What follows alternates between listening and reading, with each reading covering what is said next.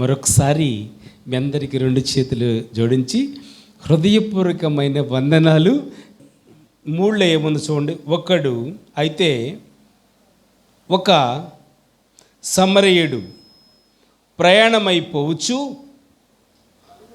పడిన చోటికి వచ్చి అతన్ని చూసి అతని మీద జాలిపడి దగ్గరికి పోయి నూనెయు ద్రాక్షరసను పోసి అతని గాయములను కట్టి, రైట్ చాలు, తన వాహనం మీద ఎక్కించుకెళ్ళాడు, ఇంటికి తీసుకెళ్ళాడు. వాహనం మీద ఎక్కించుకెళ్ళి ఒక పూటకూని వారి దగ్గర ఇంటికి పెట్టి అతనికి ఖర్చు కూడా ఎవరిచ్చారు? సమరయుడు ఇతనే ఇచ్చాడు. యేసుక్రీస్తు దగ్గరికి వచ్చి ఏమంటున్నాడంటే, నిత్యత్వం వెళ్ళాలంటే నేను ఏం చేయాలి ప్రభువా అని శోధిస్తున్నాడంట. ఎక్కడికి వెళ్ళాలంటే నిత్యరాజ్యం ఎక్కడుందమ్మా? నిత్యరాజ్యం ఎక్కడుందో చూపించండి చేత్తో. రైట్, పరలోక రాజ్యం వెళ్ళాలంటే ఏం చేయాలంటే ఏమన్నాడు యేసయ్య? పూర్ణ హృదయముతోనూ పూర్ణ మనసుతోనూ పూర్ణ శక్తితోనూ పూర్ణ వివేకంతోనూ దేవుణ్ణి సేవించాలి, ఆరాధించాలి, మహింపరచాలి, ఘనపరచాలి అని చెప్పాడండి. అంతేకాకుండా బైబిల్లో ఉన్న మాట యేసుక్రీస్తు వాడారు. ఏమని వాడారంటే, నిన్ను వలే పూర్తి చేయాలి, నీ పొరుగు వారిని ప్రేమించాలి. నిన్ను వలే నీ పొరుగు వారిని ససేమేర. నన్ను నేనే ప్రేమించుకోలేకపోతున్నాను, ఇంకా పొరుగు వారిని ప్రేమించాలంటావా? చూద్దాం, పొరుగు వారిని ప్రేమించాలంటావా? అయితే వినండి, ఒక కథ చెప్తాను, ఒక స్టోరీ చెప్తాను, వినండి జాగ్రత్తగా. ఒక సమరయుడు, క్షమించండి, సమరయుడు కాదు, ఒక వ్యక్తి యెరూషలేము నుంచి ఏ ప్రాంతానికి వెళుతున్నాడు? యెరికో ప్రాంతానికి వెళుతున్నాడు. యెరికో ప్రాంతానికి వెళుతుండగా ఆ వ్యక్తి మీద దొంగలు పడ్డారు. దొంగలు దాడి చేసి అతన్ని కొట్టి అతని దగ్గర వస్త్రాలు లాక్కున్నారు, విలువైన వస్తువులు లాక్కున్నారు. అప్పుడు వస్త్రాలు నారతోనూ మంచిగా చక్కగా మంచి వస్త్రాలు తయారు చేశారు, చాలా విలువగా ఉండేవి అన్నమాట వస్త్రాలు. అతన్ని కొట్టి అతని దగ్గర ఏం లాక్కున్నారండి? వస్త్రాలు. ఎక్కడి నుంచి ఎక్కడికి బయలుదేరుతున్నాడు ఆ వ్యక్తి చెప్తారా మీరు? ఎక్కడి నుంచి? యెరికో పట్టణానికి వెళ్తున్నాడు. సరే, ఒక్క మాటలో చెప్తానండి, వినండి. ఎన్టీఆర్ కాలనీ నుంచి కొన్నంగుంట వెళ్తున్నాడు. ఇప్పుడు చెప్పండి, మార్గం మధ్య అంటే మీరే చెప్పండి. మొత్తం అంటే దగ్గరికి వెళ్ళిపోతున్నాం. సిలువుగట్టు దాటిన తర్వాత అతని మీద దాడి చేసి అతన్ని కొట్టి గాయపరిచి అక్కడ పడేసి అతని దగ్గర ఉన్న విలువైన సామాగ్రి తీసుకుని వెళ్ళిపోయారన్నమాట. ఎలా ఉన్నాడు అతను వ్యక్తి? పడిపోయిన వ్యక్తి దెబ్బలతో ఉన్నాడు. ఇంకా ఎలా ఉన్నాడు? ఒక మాటలో చెప్పాలంటే కునూపురితో ఉన్నాడు. కునూపురు అంటే తెలుసండి? ఏంటి కునూపురు అంటే? కూసేపటికి చేస్తావు. ఎప్పటికంటండి? కూసేపటికి చేస్తావు. అలాంటి కండిషన్లో ఉన్నాడు. అదే మార్గం గుండా ఒక వ్యక్తి వెళ్తున్నారు. ఎవరో ఒక వ్యక్తి, ఒకసారి చెయ్యొద్దండి, ఒక పేరు చెప్తారు ఉన్నారు చెద్దు కానీ. సుశీల గారు ఒక మాటలో చెప్పాలంటే ఆమె కాకపోయినా యాజకుడు ఆయన. ఎవరండి? ఒక పాస్టర్ గారు. ఆ మార్గం గుండా వెళుతుంటే కొనూపురితో పడిపోయిన వ్యక్తిని అలా చూశాడు. చూసిన తర్వాత కొట్టిమిట్టాడుతున్నాడు, మూలుగుతున్నాడు అనమాట, గాయపడినాడు. ఒళ్ళంతా ఎలా ఉన్నాయి తమ్ముడు? ఎలా ఉన్నాయి? ఒళ్ళంతా గాయాలే, దెబ్బలే. సరే, అతని వెంక చూసుకుంటా అతన్ని దాటి వెళ్ళిపోతున్నాడు. ఎవరైనా? యాజకుడు. ఎవరండి ఈయన? యాజకుడు. ఎవరండి? ఫస్ట్ యాజకుడు. ఆ పడిపోయిన వ్యక్తిని అలాగే చూసుకుంటా వెళ్ళిపోతున్నాడు. రైట్. సెకండ్, రెండో వ్యక్తి ఎవరైనా? ఒకసారి అతండి, రెండో వాళ్ళు. పర్లేదు ఎత్తండమ్మ, ఏ కాదు, జ్యోతి. రైట్. లేవీయుడు ఎవరండి? లేవీయుడు. ఫస్ట్ యాజకుడు అనండి నోటితో, యాజకుడు. 2 లేవీయుడు. అతను కూడా మరి ఆ పడిపోయే వ్యక్తి, గాయపడ్డ వ్యక్తి ఇంకా చూసుకుంటా అతను వెళ్ళిపోయాడు. అతను చూసుకుంటా దాటుకుంటూ వెళ్ళిపోయాడు. రైట్. సహాయం చేశారా వీళ్ళిద్దరూ అతనికి? అతను కునూపురుతో ఉన్నాడు, ఏమైందని అడిగారా? ఏంటయ్యా ఇక్కడ పడిపోయావు, ఏం జరిగిందని అడిగారా? ఎందుకని అడగలా? దేవుని వాక్యం సెలవిస్తుంది, నిన్ను వలే నీ పొరుగు వారిని ప్రేమించు. దేవుడే మాట్లాడుతున్నాడు, నిన్ను వలే నీ పొరుగు వారిని ప్రేమించు, నిన్ను వలే నీ పొరుగు వారిని ప్రేమించు. రైట్. 3వ వ్యక్తి ఒకసారి చేయొద్దండి. 3వ వ్యక్తి కూడా, 3వ వ్యక్తి యాజకుడు, లేవీయుడు, ఎవర్రా? సమరయుడు. యాజకుడు, లేవీయుడు, సమరయుడు. చెప్పండి నోటితో, యాజకుడు, లేవీయుడు, సమరయుడు. చెప్పండి. సమరయుడు ఏం చేశాడండి? ఆ మార్గం గుండా వెళుతున్నాడు. వెళ్ళిన తర్వాత అక్కడికి వచ్చిన తర్వాత కునూపురుతో ఉన్న ఆ వ్యక్తిని చూశాడు. గబగబా దగ్గరికి వెళ్ళాడండి. దగ్గరికి వెళ్ళి అతని దగ్గర నూనె ఉంది, నూనె తీసి, ఇంకా ఏముంది, ద్రాక్షారసం ఉంది.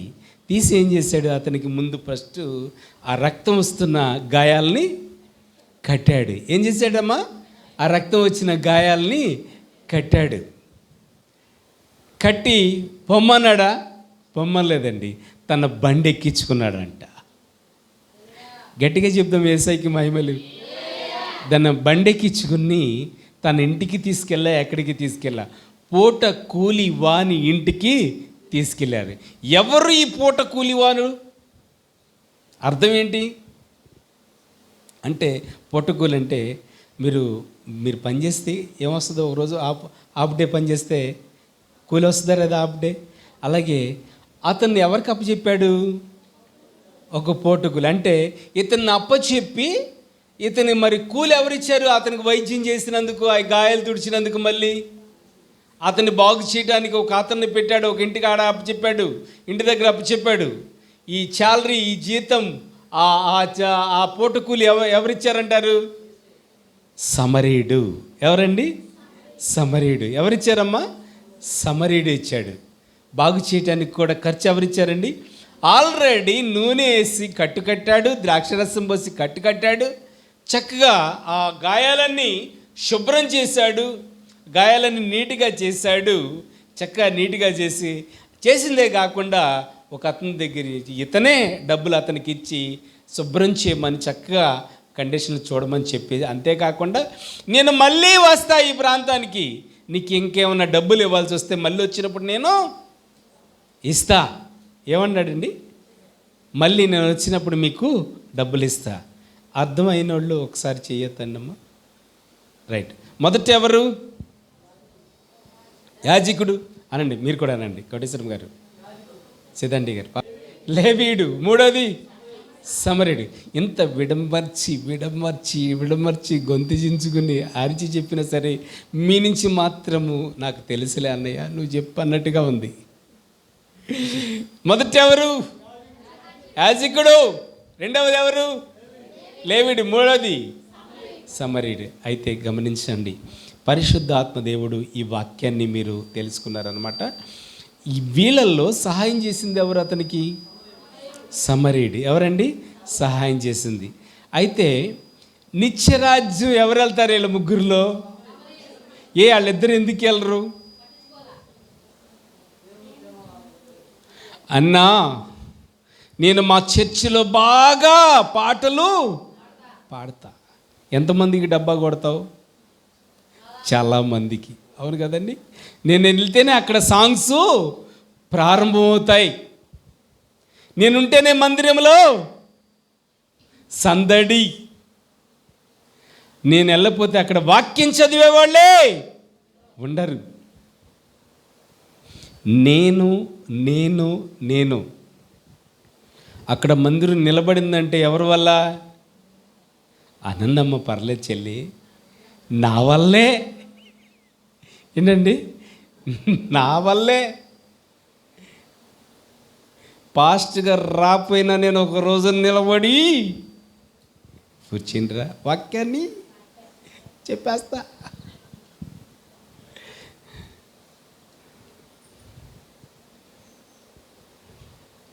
ఇది కాదు, గమనించండి. బాగా పాటలు పాడితేనే దేవుని రాజ్యం వెళతారు, బాగా ప్రార్థన చేస్తేనే దేవుని రాజ్యం వెళతారు, బాగా దేవుని స్తుతిస్తేనే దేవుని రాజ్యం వెళ్తారు, గణపరిస్తేనే దేవుని రాజ్యం వెళ్తారు అనుకోకండి. గణపరచవచ్చు, పాటలు పాడొచ్చు, దేవుని స్తుతించవచ్చు, దేవుని మహింపరచవచ్చు. ఫస్ట్ ఆఫ్ ఆల్ దేవుడు ఆశీర్వదిస్తాడు, బాగా దీవిస్తాడు. అంతేకాకుండా దాంతోపాటు మనం ఏం చేయాలండి? ఆపదలో ఉన్నవారిని, ఇబ్బందుల్లో ఉన్నవారిని, శోధనలో ఉన్నవారిని, ఇరుకుల్లో ఉన్నవారిని, పడిపోయిన వారిని, వారికి సహాయాన్ని మనము అందించాలి. నిన్ను వలే నీ పొరుగు వారిని ప్రేమించు. ఒక వ్యక్తి యేసయ్యని ఇలా అడుగుతున్నాడంటే ఏమని? అయ్యా, నేను నిత్యరాజ్యం వెళ్ళాలంటే ఏం చేయాలి? బాగా కోపంగా ఉండి ఇంట్లో వాళ్ళని తిట్టు, అప్పుడు నిత్యరాజ్యం వెళ్తావు అన్నారా యేసయ్య? అన్నాడండి. ఏమన్నాడు? నిన్ను వలే నీ పొరుగు వారిని ప్రేమించు. ఎంతమంది ప్రేమిస్తున్నారు ఒకసారి చూపించండి. నిన్ను వలే నీ పొరుగు వారిని ప్రేమించు. వాళ్ళ దగ్గరికి వెళ్ళి బండి ఆపి 2 విధాలుగా ఆలోచించాలి. మారు అన్న చెప్పేశాడు, ఎవరి దగ్గరికి వెళ్ళాడు, పడిపోతే నేను వెళ్ళి ఆదరిస్తాను, వాళ్ళని లేపుతానంటే కుదరదు. వాడు మత్తులో పడిపోతే ఏమంటాడు? మీరు వెళ్ళగా నువ్వే నన్ను గుద్దావు. ఎటు నుంచి వచ్చిందండి? పాపం సాయం చేద్దామని రాత్రి బాబాని గట్టిగా వాక్యం చెప్పాడు. ఈరోజు నేను ఎవరైనా సరే పడిపోతానని చూడాలి, వాళ్ళ దగ్గరికి నేను వెళ్ళాలి, వాళ్ళని నేను లేపాలి. రివర్స్ అయింది. పోలీసులు వచ్చేసారా? ఏమండి, నన్ను గుద్ది పడేశాడండి చచ్చినోడు. ఏమైంది? మంచితనానికి వెళ్తే మన ఆలోచన చేసేటప్పుడు కూడా లిమిట్గా మనం ఆలోచన చేసి ప్రభు సన్నిధిలో సాయం చేయడానికి ముందుకి వెళ్ళటం అనేది చాలా మంచిది. తాగినోడు పడిపోయినా, మంచోడు పడిపోయినా, చెడ్డోడు పడిపోయినా సాయం చేయటానికి పరిగెత్తితే అన్నీ దేవుడే చూసుకుంటాడు. గట్టిగా స్తోత్రాలు చెల్లిద్దాం, యేసయ్యకి మహిమలు చెల్లిద్దాం. హల్లెలూయా. రైట్. మీరందరూ ఎవరు ఈ రోజున? మంచి సమరయులు. మీకన్నా ఒక గొప్ప సమరయుడు ఉండరు. ఎవరైనా చెప్పాలి గట్టిగా. యేసయ్య అనండి ఒకసారి. యేసయ్య ఏం చేశాడు? ఆయన 38 ఏళ్ల నుంచి మెట్లు కోనేరు దగ్గర పడిపోయాడు. ఎన్నేళ్ల నుంచి? 38 ఏళ్ల నుంచి మెట్లు కోనేరు దగ్గర పడిపోయారు. ఎవరు కూడా కోనేట్లోకి అతన్ని దించట్లేదు. ఎవరికి వాళ్ళే బాగుపడాలని ఆ కోనేట్లకి నీళ్లు రోజుకొకసారి కదిలించబడతాయి. దేవదూతలు పరలోకం నుంచి కిందకి దిగొచ్చి నీళ్లు కదిలిస్తాయి. కదిలించినప్పుడు ఎవరైతే మొట్టమొదటిగా ఆ మెట్లు కోనేరు నీళ్ళల్లో దూకుతారో వారు మాత్రమే స్వస్థపరచబడతారు. తర్వాత ఎవరు దూకిన ఉపయోగము లేదు. ఈ 38 ఏళ్ళ వ్యాధిగ్రస్తుని ఎవ్వరు కూడా తీసుకెళ్ళట్లేదు. కదలలేడు, నడవలేడు, దొర్లలేడు, దాంట్లో దూకలేడు. సాక్షాత్ యేసుక్రీస్తు అక్కడ దిగి వచ్చాడు. సమరీయుడు అక్కడికి వచ్చాడు. ఏ సమరీయుడు? మంచి సమరీయుడు. ఎవరండి ఆయన? మంచి సమరీయుడు అక్కడికి వచ్చాడండి. వచ్చి ఏనాయనా స్వస్థపడగూర్చున్నావా? బాగుపడాలని నీకు ఆశ ఉందా? అవును ప్రభువా, ఆ మెట్లు కోనేరులోకి నన్ను ఎవరు దించటల్లా. ఏమన్నాడండి? ఏమన్నాడు చెల్లి? ఆ మెట్లు కోనేరులోకి నన్ను ఎవరు దించట్లే. ఎవరు ఆయన దగ్గరికి వచ్చింది?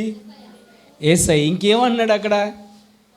అసలు ఆయన వస్తే ఇంక మెట్లు కోనేరు అవసరం అక్కడ? అవసరమేనంటారా? సాక్షాత్ యేసుక్రీస్తు అక్కడ దిగొచ్చాడండి. స్వస్థపడ గోరుచున్నావా, నీ పరిపెత్తుకుని పరిగెత్తు. దిగ్గును లేచి పరిగెత్తాడండి. ఎవరు వచ్చింది? ఎవరు? మంచి సమరయుడు అనండి. నడుతానండి, మంచి సమరయుడు. అయితే గమనించండి, దిక్కులేని పరిస్థితిలో, లోకంలో ఉన్న సమయంలో, లోకాశల్లో ఉన్న సమయంలో, లోకాశల్లో కొట్టిమిట్టాడుతున్న సమయంలో, విగ్రహారాధన చేస్తున్న సమయంలో, లోక జీవితంలో జీవిస్తున్న సమయంలో, పాపంలో ఉన్నప్పుడు, చీకట్లో ఉన్నప్పుడు, అంధకారంలో ఉన్నప్పుడు, దుష్ట శక్తిలో ఉన్నప్పుడు దేవుడు మంచి సమరయుడిగా మన దగ్గరికి వచ్చాడు. రాలేదా మీ దగ్గరికి? చెల్లి నీ దగ్గరికి వచ్చాడురా? జనదాస్ గారు, జయపాల్, తమ్ముడు వెంకటేష్, ఏమా కోటేశ్వరం గారు, బాబమ్మ గారు, సీతండి గారు మీ దగ్గరికి వచ్చారా?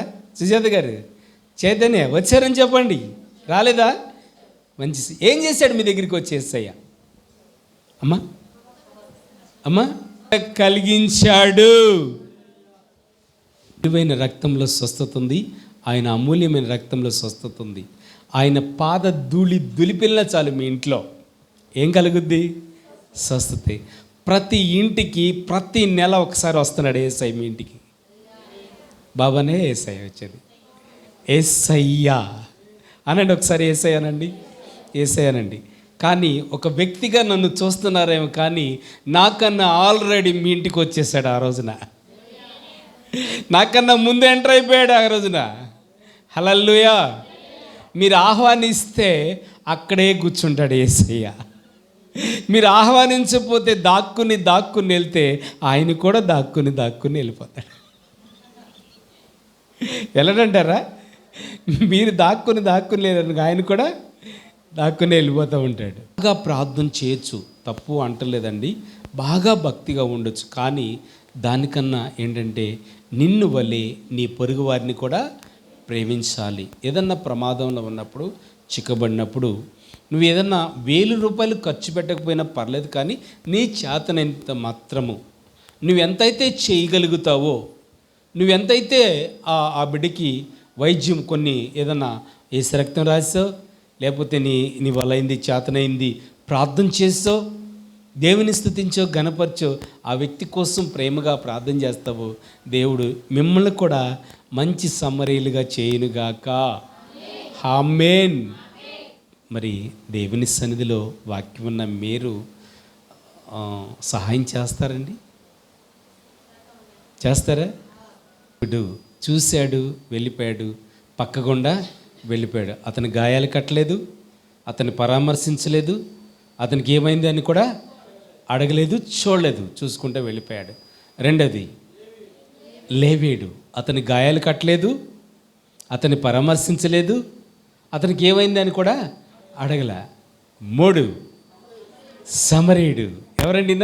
సమరయుడు. ఆగాడు, చూశాడు, గాయాలు కట్టాడు, బండెక్కించుకున్నాడు, పూట కూలి వాని దగ్గర పెట్టాడు, జీతం ఇచ్చాడు అతనికి. మానేదాకా నువ్వే చూడాలన్నాడు. వచ్చేటప్పుడు మళ్ళీ నీకు ఎంత కావాలో అంతా ఇస్తానన్నాడు. అట్టి ప్రేమ మనకి దయచేయనుగాక. అట్టి కృప దేవుడు మనకి దయచేయనుగాక. మంచి సమరయుడు చేసిన విధానము, మంచి సమరయుడు చేసిన వాక్యం ద్వారాను, పరిచర్య ద్వారాను, ఆలోచన ద్వారాను దేవుడు మనని బహుబలంగా దీవించునుగాక. దేవుని కృప మన మధ్య ఉండునుగాక, ప్రతి ఒక్కరి మీద ఉండునుగాక. ఎవరండి ఈయన? రైట్. మీకు పక్క వాళ్ళకి షేక్ హ్యాండ్ ఇచ్చి చెప్పండి ఒకసారి. మీరన్నారు దయతో మీరున్న స్థలంలో అందరూ మోకరిద్దామండి కొన్ని నిమిషాలు. దయతో ప్లీజ్ చిన్న ప్రార్థన చేస్తాను. మంచి సమరయుడు, ఒక వ్యాధి 2 వ్యాధులు కాదండి, అనేక మంది కొన్నొకరితో కొట్టిమిట్టాడుతున్న సమయంలో దేశాల్లో చెల్లించాడు. చెల్లించాడు. తన విలువైన, తన కార్చిన, తన అమూల్యమైన, చిందించిన రక్తాన్నిచ్చి వెల చెల్లించాడు. అందుకని నువ్వు నేను అలా సంతోషంగా ఆరాధిస్తున్నాము, సంతోషంగా స్తుతిస్తున్నాము, సంతోషంగా మహింపరుస్తున్నాము. అయ్యా, వెల చెల్లించావు తండ్రి. కొట్టిమిట్టి ఆడుతున్న నా జీవితంలోకి వచ్చావు యేసయ్యా. నన్ను రక్షించావు. మా బిడ్డలు, మా సంఘము, మా పరిచర్య, మా సంఘస్థులు ఎప్పుడో ఒకానొక సమయంలో కొట్టిమిట్టాడుతున్నప్పుడు అనారోగ్యంగా ఆపరేషన్ చేసి మరణిస్తానేమో, కుటుంబానికి ఆధారం లేకుండా పోద్దేమో అనుకున్న సమయంలో యేసయ్యా మంచి సమరుడిగా నా దగ్గరికి వచ్చావు తండ్రి అని కృతజ్ఞత కలిగి ప్రార్థించుకుందాం.